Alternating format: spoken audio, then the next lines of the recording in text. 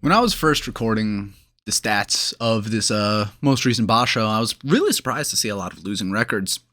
Most of the losses came from injured Rikishi, some of which have been out for injury for several basho in a row, and we'll get to them later in the video. But on our list for our Haru 2022 Young Guns and Rising Stars, there were just about as many winners as there were losers, which, like I said, it did feel a little imbalanced.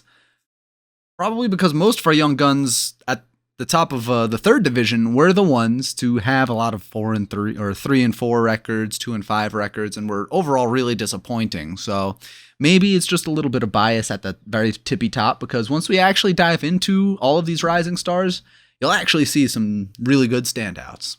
But first, we have to cover Atamifuji's debut in that judo division.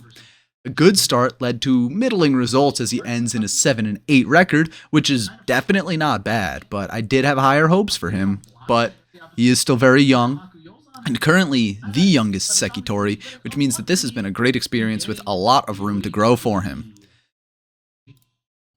I really hope to see him get a winning record at the next tournament, and I mean, it's not outside of the realm of possibility considering he went 7 and 8, and now that he has this experience under his belt, maybe he'll be able to build up more confidence, more training with his stablemates, and really come into his own.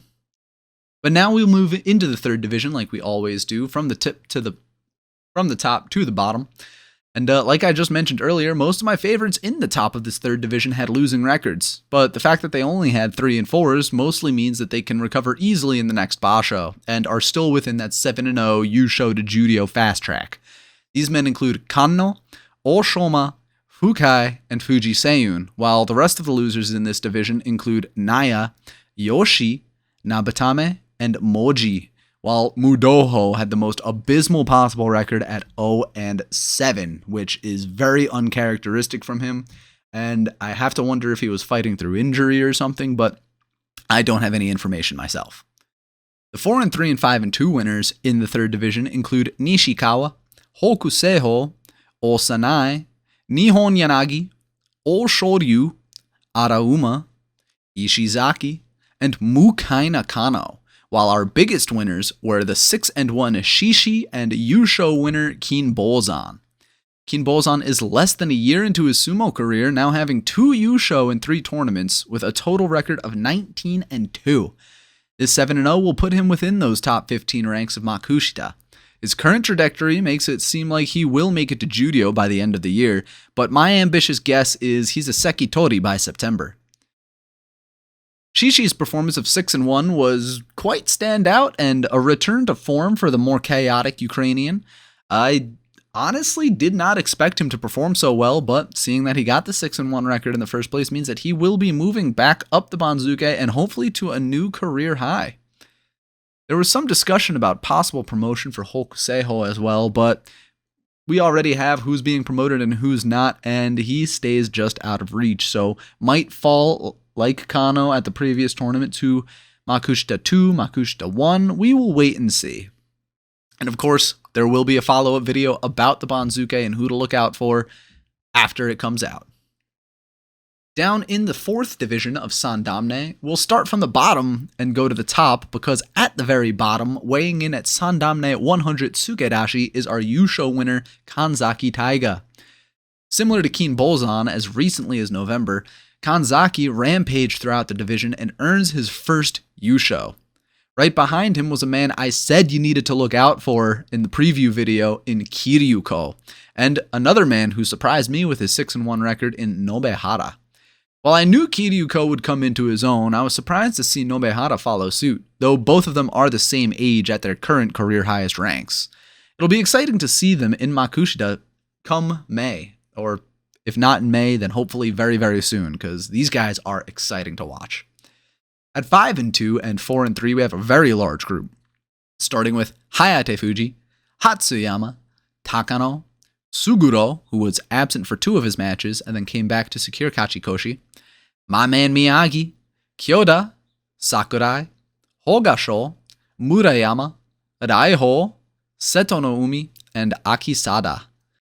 Of these men, I had a few of them on probation on my list, which is generally Unimpressive recent results that would no longer make them a rising star, because you have to be rising to be a rising star.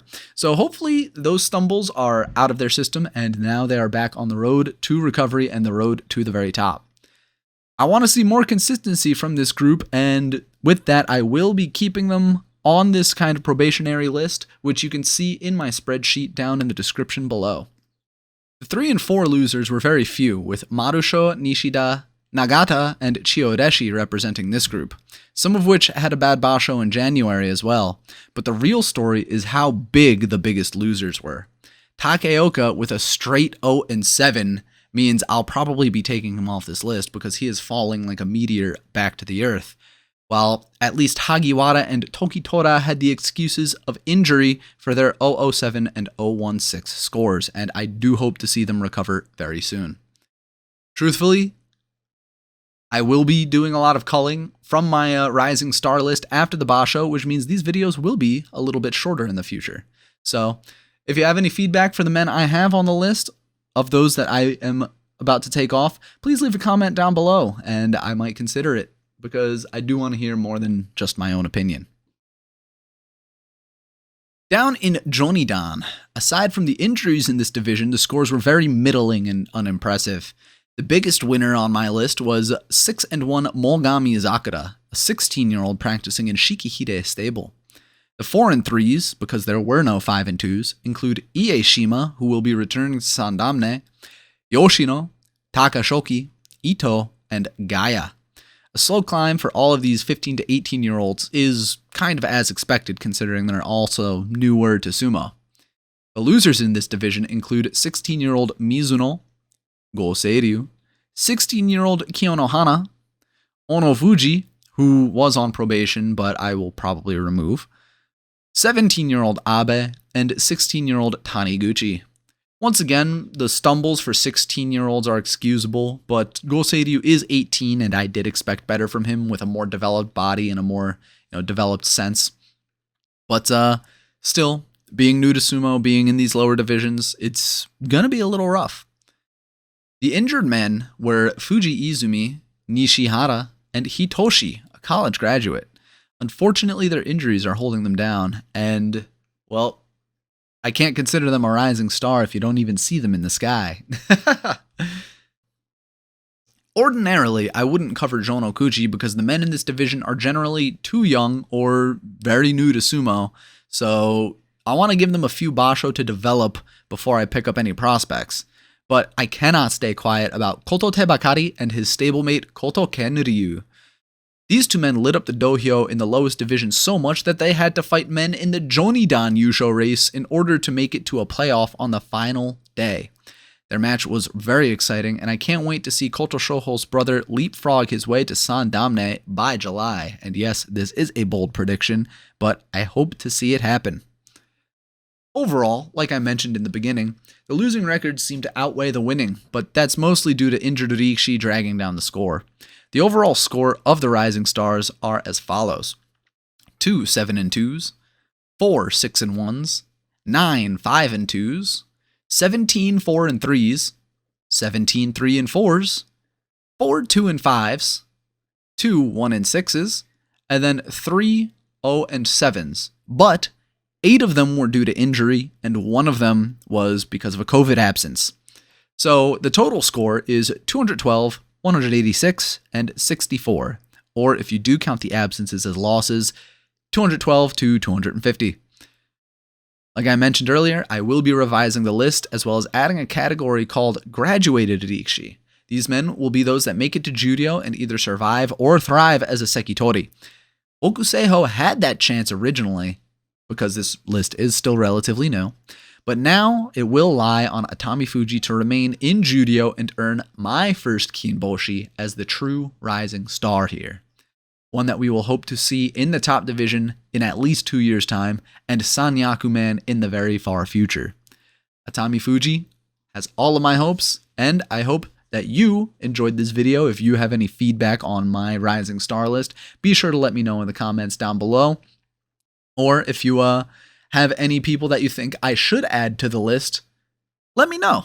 And I will definitely consider them, look them over, and Well, I hope you enjoyed this video. I hope you found this very informative on the Rising Stars of Sumo. If there's any feedback you have on the formatting of the video, please let me know. I always want to make the best possible sumo content that I can, and, well, it's because I really love making sumo stuff.